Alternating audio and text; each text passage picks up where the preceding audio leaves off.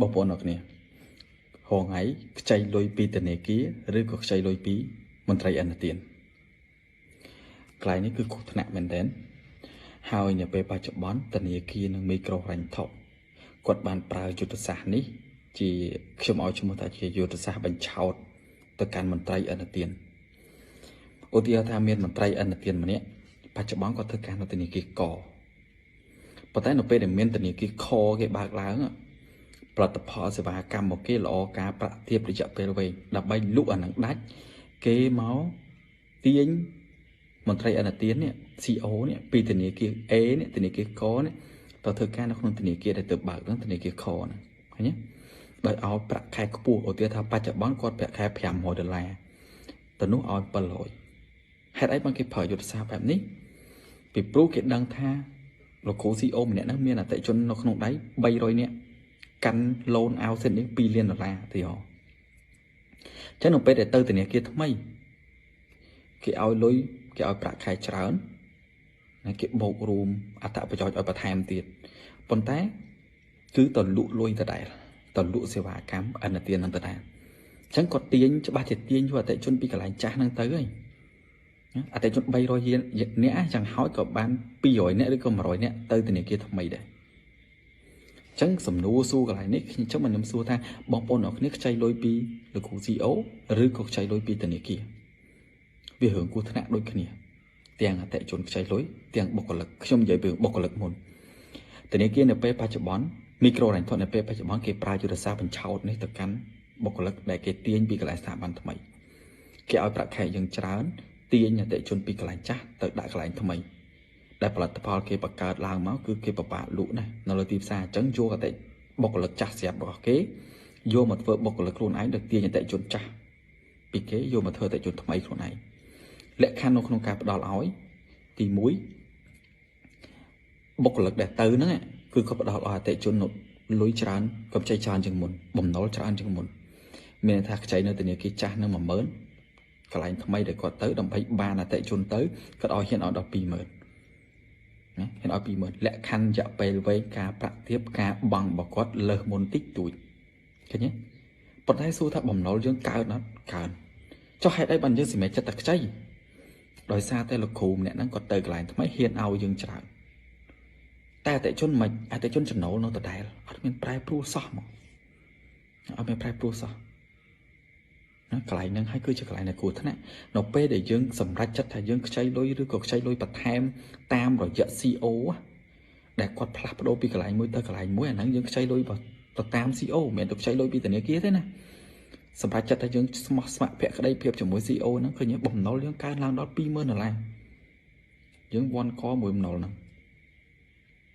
ហងៃគឺប្រើយុទ្ធសាស្ត្រគេប្រើយុទ្ធសាស្ត្របែបហ្នឹងបងប្អូនរបស់យើងចាប់ពាក់កាន់តែច្រើនឡើងហ្នឹងដោយសារតែអញ្ចឹងចប់បុគ្គលិកខ្លួនឯងគ្រោះថ្នាក់មិនយើងទៅចាំថានៅពេលដែលគេទៅ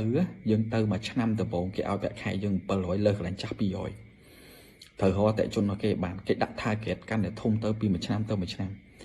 ពេលដែលយើងប្រមូលអតិថិជននៅកន្លែងចាស់អស់ហើយគេមើលយើងអូវាការ៉ង់ទីម្នាក់ហ្នឹងមកធ្វើការនៅកន្លែងយើងទៅរកអតិថិជនបានតែ100នាក់ឲ្យសិននេះទាញមកបានអត់ដល់1លានទេ$70000ទីហោអូខេអញ្ចឹងកាល់វាត្រឹមហ្នឹងអញ្ចឹងឆ្នាំក្រោយដាក់ផែនការឲ្យច្រើនជាងហ្នឹងឆ្នាំក្រោយធ្វើអត់បានព្រោះអតិថិជន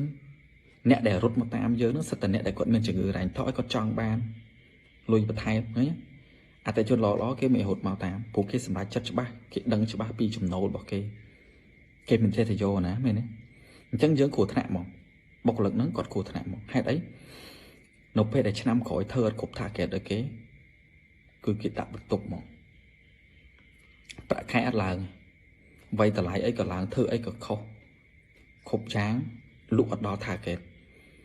ចាប់ផ្ដើមតូចចិត្តខ្លួនឯងពីមុនអញធ្លាប់តែជាខ្លានៅក្នុងតំបន់ហ្នឹងឥឡូវខ្លាយទៅជាឆ្មា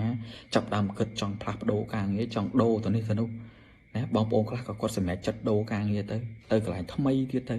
ហើយបងប្អូនខ្លះទៀតក៏សម្រេចចិត្តផ្លាស់ទៅកន្លែងផ្សេងទៅឬក៏ឈប់ដើម្បីយកមហោស៊ីខ្លួនឯងតម្លាក់លុយចងការដូចរាល់ថ្ងៃចឹងទៅបងប្អូនយើងខ្លះទៀតទ្រាំខំស្មៅនៅហ្នឹងទទួលយកខ្លួនឯងជាឆ្មាហើយទ្រាំខំស្មៅនៅហ្នឹង ចឹងឡើយនឹងគ្រោះថ្នាក់មែនទេអានេះគឺជាល្បិចបើយើងនិយាយពីក្នុងវិស័យធនាគារនៃរ៉ែថតដែលគេកំពុងអនុវត្តមកលើយើងគឺជាល្បិចបញ្ឆោតប្រើយើងអស់ចិត្តប្រឡែងយើងទុកយើងចោល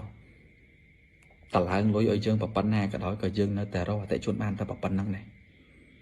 លុយអាវសេនឌីងបានតែត្រឹម70,000ឬក៏1លានហ្នឹងដែរចង់តឡើងឲ្យ1000មិនកើតបើអតិជនមកក្តោបដូចយើងកាន់ពីមុនមក300នាក់យើងយកឲ្យគេបាន100នាក់ណាគេមិនតឡើងឲ្យយើងទេ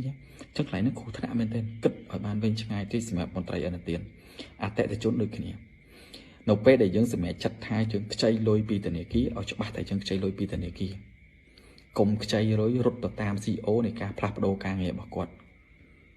បែបហ្នឹងគឺគ្រោះថ្នាក់បំណុលកាន់តែច្រើនណាចំណូលយើងនៅដដែលវ៉ាន់កមកនេះជាបញ្ហាដែលគ្រោះថ្នាក់ហើយក៏ជាបញ្ហាដែលធ្វើឲ្យបំណុលចេះតែប៉ោងនឹងវិស័យហិរញ្ញវត្ថុនៅពេលបច្ចុប្បន្ននេះវាប៉ោងផ្ទុះវាបំណុលច្រើនជាងចំណូលណាលទ្ធភាពការគណនាលទ្ធភាពសងរបស់គាត់ហ្នឹងវាអត់គ្រប់ទៅសងដល់បទធនាគារវិញធ្វើឲ្យមានបញ្ហាយឺតយ៉ាវប្តឹងផ្ដាល់គ្នាទៅរាល់ថ្ងៃហ្នឹងនេះគឺជាមូលហេតុអញ្ចឹងបងប្អូនអ្នកគ្នាសម្រេចចិត្តឡើងវិញបងប្អូនគួរតែខ្ចីលុយពី CEO ណាឬក៏ខ្ចីលុយពីធនាគារហើយមន្ត្រី CEO ដូចគ្នាគួរតែសម្រេចចិត្តឲ្យខ្លួនឯងធ្លាក់ចូលនៅក្នុងហ្គេមបញ្ឆោតរបស់ធនាគារនិងមីក្រូហិរញ្ញវត្ថុឬមិនសម្រេចចិត្តឡើងវិញអរគុណជួបជាមួយខ្ញុំបាទលតថតនៅវីដេអូក្រោយ